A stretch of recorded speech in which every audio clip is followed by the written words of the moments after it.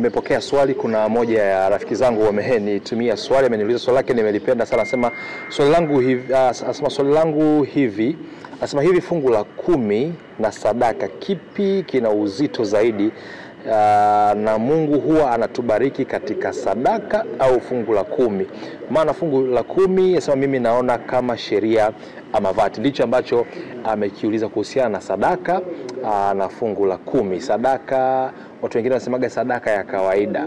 Of course sio neno zuri sana, lakini ni ile sadaka ambayo inaonekana ni sadaka. Watu wengi wanasemaga tu ni sadaka ya kawaida. Tuliache kwenye tafsiri hiyo, lakini kuna sadaka kwa maana ya fungu la 10 ambayo ni utaratibu wa kutoa mapato asilimia 10 ya kile ambacho unakipata, alafu kuna hii sadaka nyingine. Sasa kwa haraka sadaka na fungu la 10 vyote ni muhimu, lakini baraka zinakuja kwa moyo wa utoaji. Kubarikiwa ni ule moyo wako wa utoaji. Hii haimaanishi kwa sababu unatoa sadaka ama unatoa fungu la 10. Unaweza kuwa unatoa kwa sheria, lakini sio kwa ule moyo ama utayari wa ndani. So baraka zinakuja kwa utayari wako wa ndani. Kwa chap tu nikwambie kuhusiana na fungu la 10, ni amri ya Mungu kutoka kwenye kitabu kile cha Malaki sura ya 3 mstari wa 10. Ni sehemu ya asilimia 10 ya mapato yetu kwa kazi ya Mungu. Ni wajibu wa kila mshirika kutoa fungu la 10.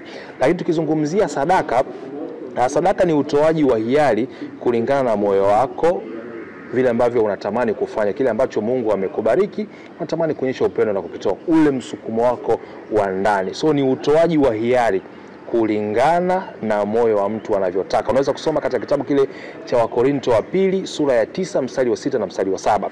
Mungu huwabariki watu wote wanaotoa kwa uaminifu, lakini baraka kubwa zinakuja kwa moyo wa kujitoa kwa upendo, si kwa kulazimishwa. Unaweza kusoma katika kitabu kile cha Luka sura ya 6 na mstari wa 38. Sadaka huonyesha upendo wako kwa Mungu zaidi ya wajibu wa fungu la 10. Kwa hiyo hivi ndivyo ambavyo mimi naweza kusema. Kama una chochote unatamani kujazia hapa kuhusiana na sadaka pamoja na fungu la 10, karibu tuendelee kujifunza kwa pamoja.